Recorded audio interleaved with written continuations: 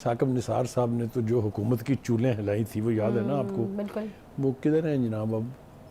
वो तो कहते थे मैं चारपाई डाल के बैठ जाऊंगा और हिफाजत करूंगा भाषा डैम की। वेयर इज दैट चारपाई? ये पीटीआई के चीफ ही कहते थे श्रीलंका बन चुका है, डिफॉल्ट हो चुका है। फवाद चौधरी ने 50 दफा कहा डिफॉल्ट हो चुका है। कोई इनको मुंह लगाने के लिए तैयार नहीं, कोई इनको एक पैसा देने के लिए तैयार नहीं।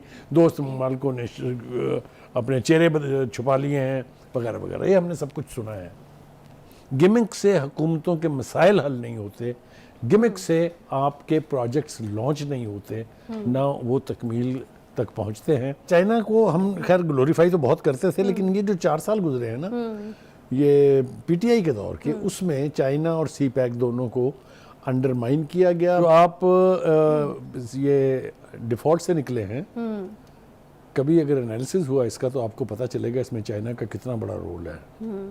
ऑफ कोर्स हम दोस्त ममालिक को नहीं भूल सकते, उसमें सऊदी अरेबिया है, उसमें यूएई है, उन्होंने भी इस मुश्किल वक्त में हमारा बड़ा साथ दिया। आपको हैरत होगी कि इन सब के अंदर फौज की मौजूदगी, फौज का ताउन, फौज की एक्सपर्टी जो है वो इस्तेमाल हो रही है। जब लोड शेडिंग जो है वो 18 घंटे होती थी गाँव में और 14 घंटे होती थी शहरों में, भूले तो नहीं आप अभी? बिल्कुल नहीं, वो बहुत अज़ियतनाक टाइम था। क्या पीटीआई की हुकूमत आने से पहले लोड शेडिंग 0 पॉइंट पर नहीं पहुंच गई थी?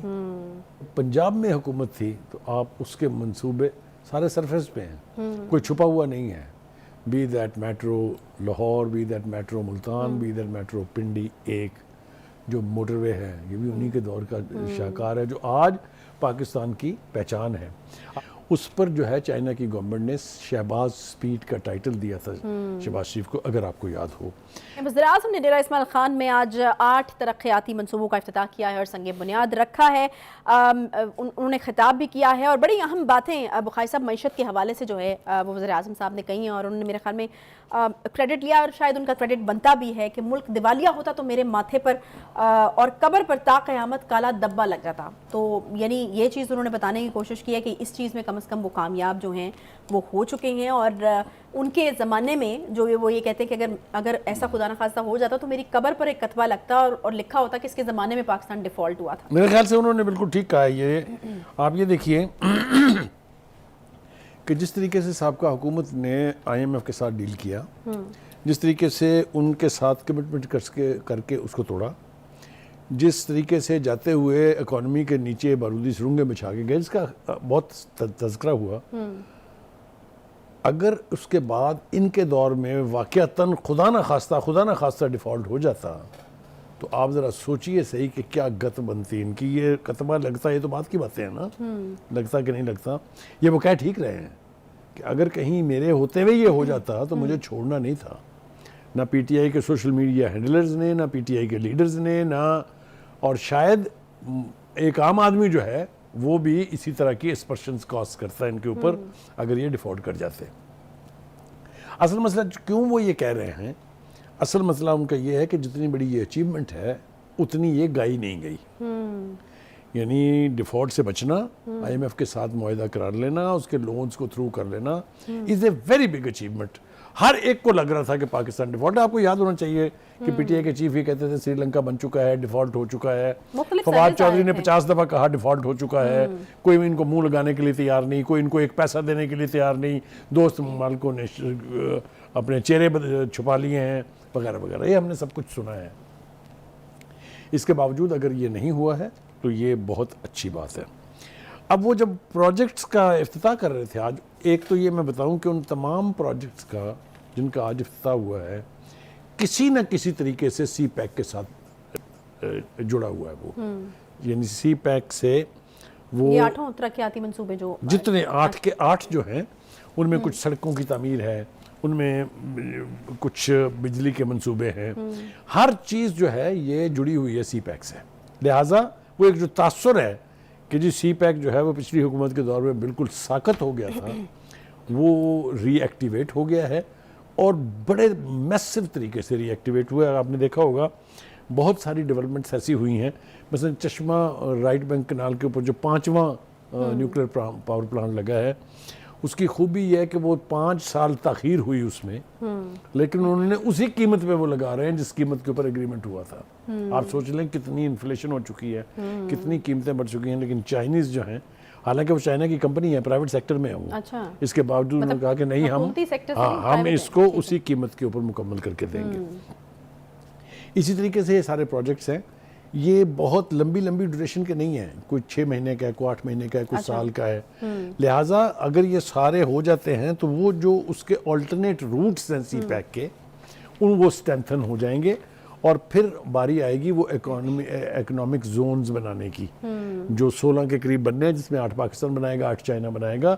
आप जरा ये सोचिए कि वो अगर बन गए होते अब तक तो कितने लोगों को जॉब मिल गया होता, कितनी बिजनेस एक्टिविटी जनरेट हो चुकी होती, सही बात है। कितना फॉरेन करेंसी यानी ज़र मुबादला जो है वो पाकिस्तान में आ चुका होता। और अगर ये सब कुछ टाइम से हो गया होता तो अभी तक तो सिर्फ एक बर्थ वहाँ ऑपरेटिव है ना, चार और चार के बाद फिर 6 होनी है।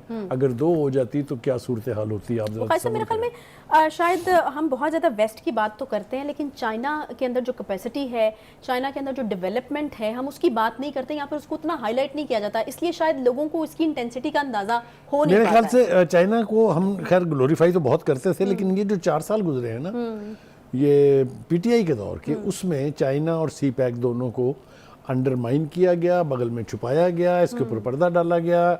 मैं बस दिल जो है वो बहुत दुखता है जब भी कोई मिसाल दी जाती है तो वेस्ट की मिसाल दी जाती है। हालांकि आप जिन लोगों ने उसको एक्सपीरियंस किया, आप भी वहां पर गए हैं, वो लोग कहते हैं कि कोई मुकाबला ही नहीं है वेस्ट की तरक्की का और चाइना की तरक्की का। मैं आपसे अर्ज करूं, जो आप ये डिफॉल्ट से निकले हैं, कभी अगर एनालिसिस हुआ इसका तो आपको पता चलेगा इसमें चाइना का कितना बड़ा रोल है।